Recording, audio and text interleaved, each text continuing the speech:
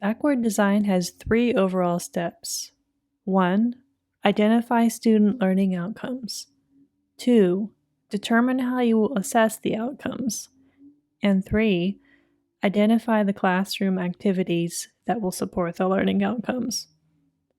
Now, I'll give you an example of how backward design was previously used to integrate GenderMag into a computer science course. The course was an online junior-level software engineering course with around 200 students.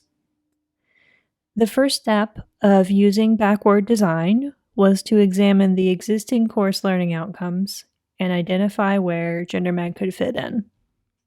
Here are the learning outcomes for the course. 2 of the learning outcomes were selected.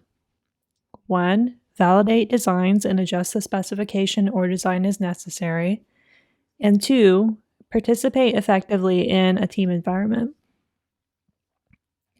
The first learning outcome seemed appropriate because GenderMag can be used to adjust a design, in this case, a software user interface design.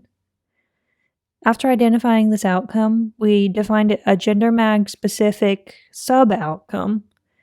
Students can identify examples of how a graphical user interface design does or does not reflect each GenderMag heuristic.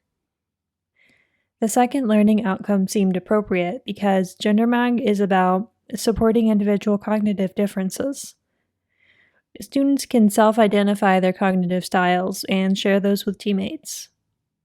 The GenderMag sub-outcome we developed for this learning outcome was students can identify ways they are different from and or similar to others in terms of cognitive styles. Following backward design, the second step was to determine how the learning outcomes would be assessed. To do this, we defined a variety of assignments and quizzes.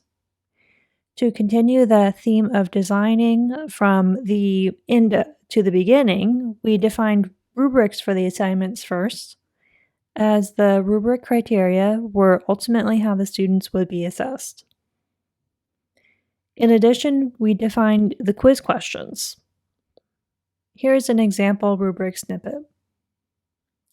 The final step, step 3 of backward design, was to create the classroom activities that would support students getting to the learning outcomes, specifically getting to the GenderMag sub-outcomes. Part of this was creating the assignments we started on during step 2.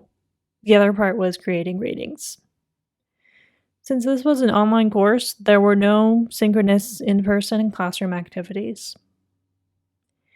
Some of the course material names are